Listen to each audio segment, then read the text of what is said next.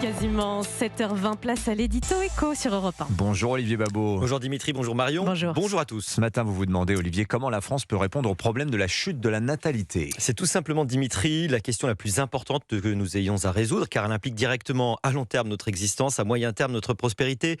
En 2025, pour la première fois depuis 1945, la France a enregistré 6000 décès de plus par rapport aux naissances. Derrière la natalité, il y a une variable clé, le nombre de bras. Nous allons en manquer au moment même où les besoins explosent. Vieillissement, sécurité, défense, service à la personne. Oui, on a moins d'actifs pour financer plus de dépenses. C'est pas une très bonne équation, ça. Que peut-on faire ?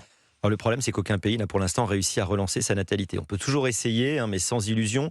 Il faut réfléchir aux autres planches de salut pour éviter au moins la catastrophe économique. Alors, dans un article paru dans Le Monde, les économistes Jean-François Redoul et Denis Ferrand avancent plusieurs réponses possibles. Donc on imagine que la première réponse, c'est de travailler plus. Exactement. Alors, travailler plus longtemps, mais surtout mieux utiliser le potentiel existant. Le taux d'emploi français des 15-64 ans plafonne autour de 68%, contre près de 75% en moyenne dans l'Union européenne. Il existe donc un gisement de travail sous-exploité, notamment chez les seniors et certaines catégories aujourd'hui durablement sorties du marché du travail.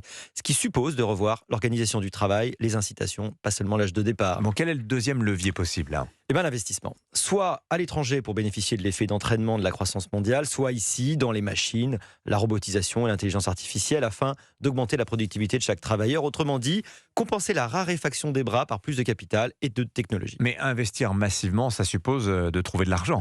Et oui, c'est là que le débat devient sensible. Une partie des retraités actuels a capté l'essentiel des revalorisations récentes de pensions, dans un contexte où le patrimoine des plus de 60 ans représente plus de la moitié de la richesse nette du pays.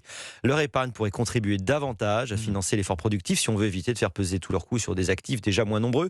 Les deux économistes recommandent de créer un fonds de capitalisation collectif pour investir dans la croissance mondiale. Il reste l'immigration, qui est souvent présentée comme la solution évidente. Une solution à manier avec une très grande prudence. En plus des problèmes d'intégration, les évaluations récentes montrent un impact économique neutre ou négatif sur les finances publiques en raison de son faible taux d'emploi.